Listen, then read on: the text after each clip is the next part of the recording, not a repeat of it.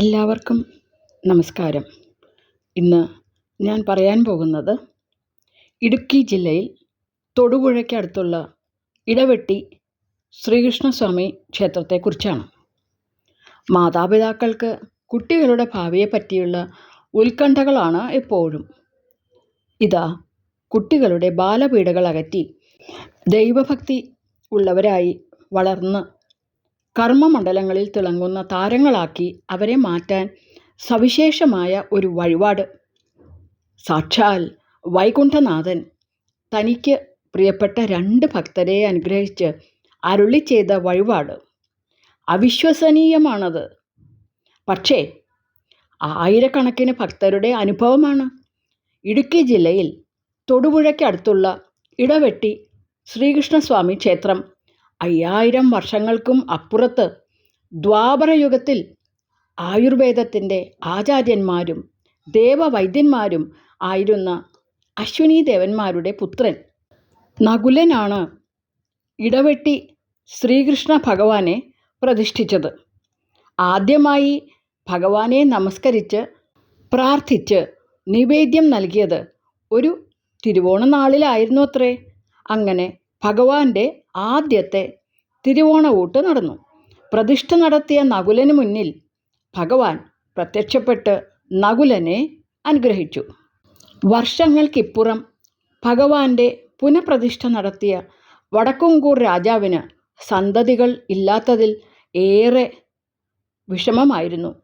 തൻ്റെ പുനഃപ്രതിഷ്ഠ നടത്തിയ വടക്കുംകൂർ രാജാവിന് സ്വപ്നദർശനം നൽകി ഭഗവാൻ തൻ്റെ പ്രിയപ്പെട്ട വഴിപാടായ തിരുവോണഊട്ട് നടത്താൻ അരുൾ ചെയ്തു. തിരുവോണഊട്ട് നടത്തിയ രാജാവിൻ്റെ ദുരിതങ്ങൾ അകറ്റിയ ഭഗവാൻ രാജാവിന് സൽസന്തതികളെ നൽകി. അവരുടെ ബാലപീഡകൾ അകറ്റി കർമ്മമണ്ഡലങ്ങളിൽ അവരെ തിളങ്ങുന്ന താരങ്ങളാക്കി മാറ്റി. ഇടവെട്ടി ശ്രീകൃഷ്ണസ്വാമി ക്ഷേത്രത്തിൽ എല്ലാ മാസവും തിരുവോണനാളിൽ നടക്കുന്ന അതിവിശേഷമായ വഴിപാടാണ് തിരുവോണഊട്ട്. 100 കണക്കിന് ഭക്തജനങ്ങളാണ് സൽസന്താന ലബ്ധിക്കും കുട്ടികളുടെ ബാലപീഡകൾ അകലാനും ഈശ്വരാഭിമുഖ്യം ഉള്ളവരായി വളരാനും കർമ്മമണ്ഡലങ്ങളിൽ തിളങ്ങുന്ന താരങ്ങളായി മാറാനും ഈ വഴിപാട് നടത്താറുള്ളത്. ഇത്തവണത്തെ തിരുവോണഊട്ടിന് സവിശേഷതകൾ ഏറെയാണ്.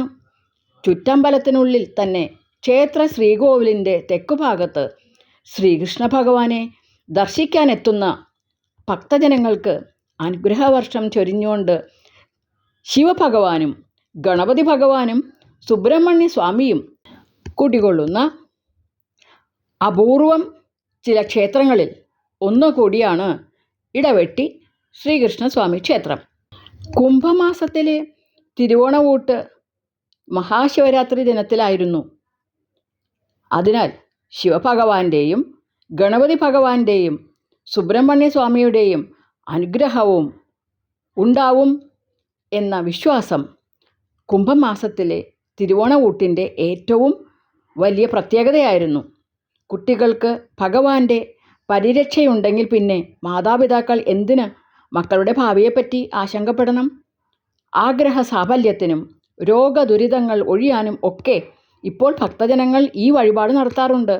ലോകമെങ്ങും സൗഖ്യം നിറയ്ക്കുവാൻ അവതരിച്ച ഇടവെട്ടി ശ്രീകൃഷ്ണ ഭഗവാൻ ഔഷധകൃഷ്ണനായി അത്ഭുതകൃഷ്ണനായി വിരാജിക്കുകയാണ്. ഭക്തജനങ്ങൾക്കൊക്കെയും അനുഗ്രഹവർഷം ചൊരിഞ്ഞുകൊണ്ട് ഹരേ കൃഷ്ണ. എല്ലാവരെയും കാത്തുരക്ഷിക്കണേ. നന്ദി.